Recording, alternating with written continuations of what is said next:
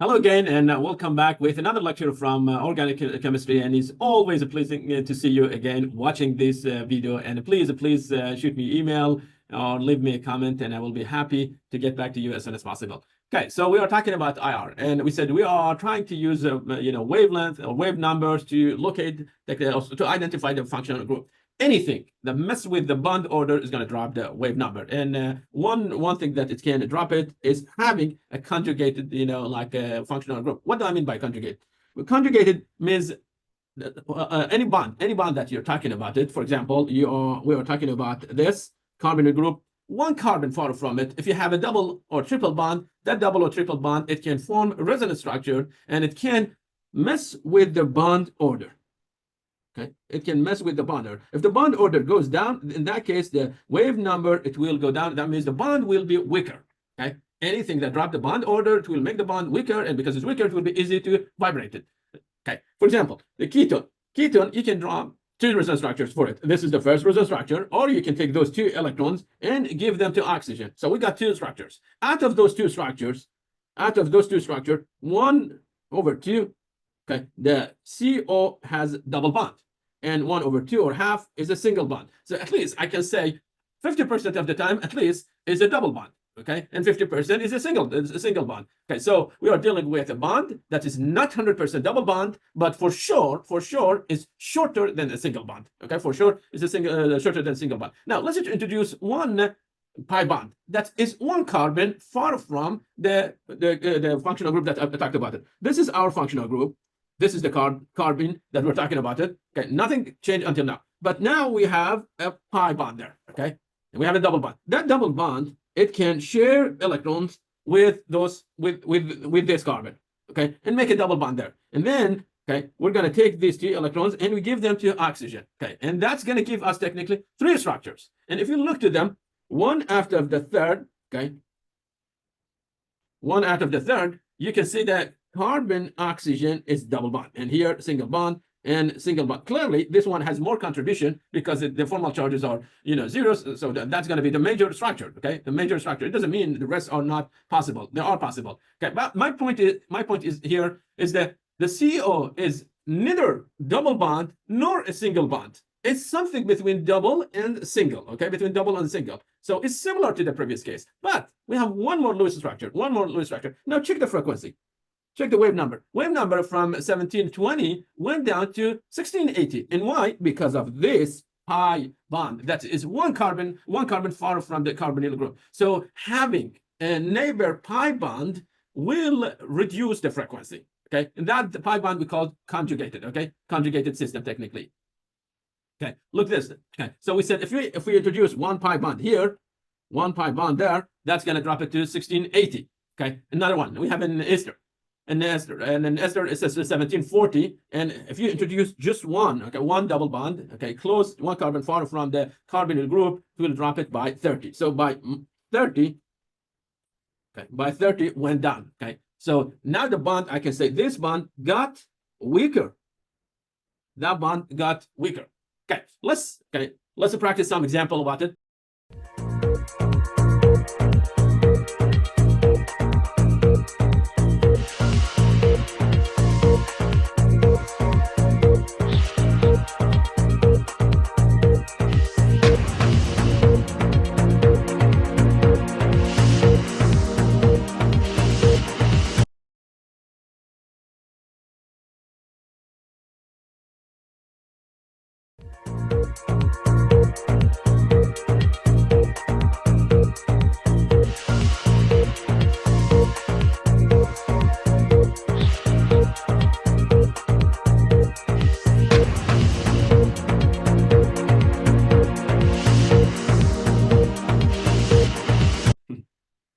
Okay, what do we have here? We have three molecules, and those three molecules, I can say that all they have carbonyl group. Okay, let's zoom on them. We have a carbon attached to oxygen, and this carbon, it has sp2 hybridization. So technically, I have C attached to oxygen. Okay, so I should look for a frequency, something around between 16 to 17 or 16 to 1800. So between 16 to 1800, I should see a peak for it. And where is that peak? This is the peak. Okay, that's gonna be CO, okay, double bond. Okay, C double bond O.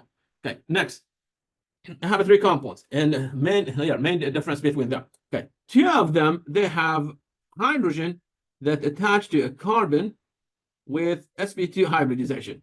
So I have sp2 again hybridization there. Okay, and if you have a carbon attached to, hydrogen attached to a carbon with sp2 hybridization, you should see a peak for this. Okay, for this bond somewhere around 3100.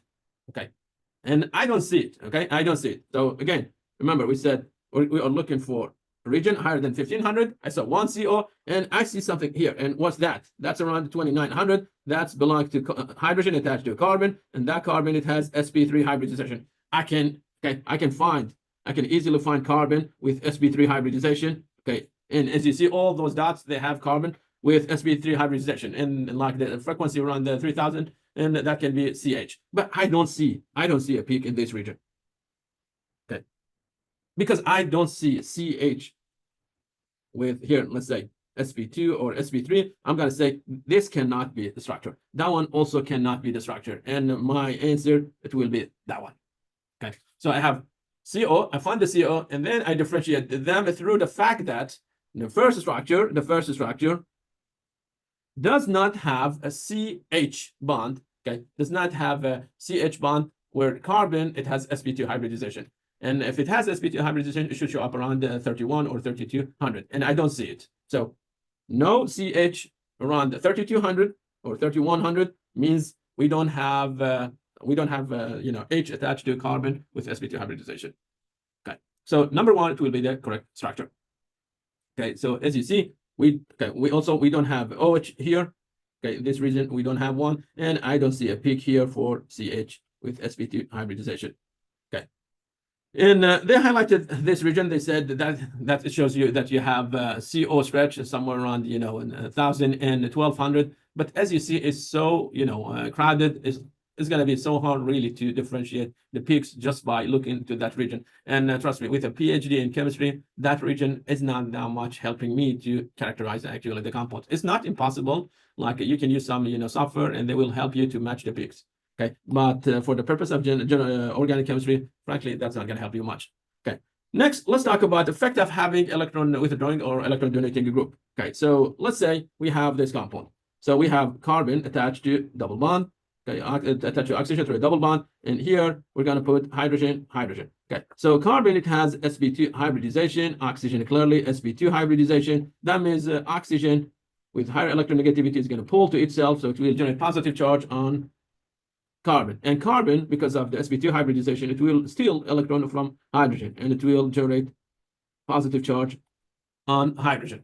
Okay, now the more donation you give the carbon, the weaker CO bond will be. Okay, listen, the more donation, the more electron you give to CO or carbon, the weaker the CO bond will be. Okay, so now let's highlight one of this hydrogen atom and replace it by this. Okay, we have carbon attached to oxygen, and then we're going to put a carbon here instead of hydrogen, and we keep this one as hydrogen. Still, okay, we have this, and oxygen is pulling to itself, and this, forgive me, this carbon, it has sp2 hybridization, while that carbon is sp3 hybridization. Okay, sp3 is less electronegative than sp2, so that means the sp3 is going to lose it to sp2, and it will donate electron to carbon. Okay, CH3 group or alkyl group, I'm going to show it by R. CH3 group will donate electron to carbon CO bond.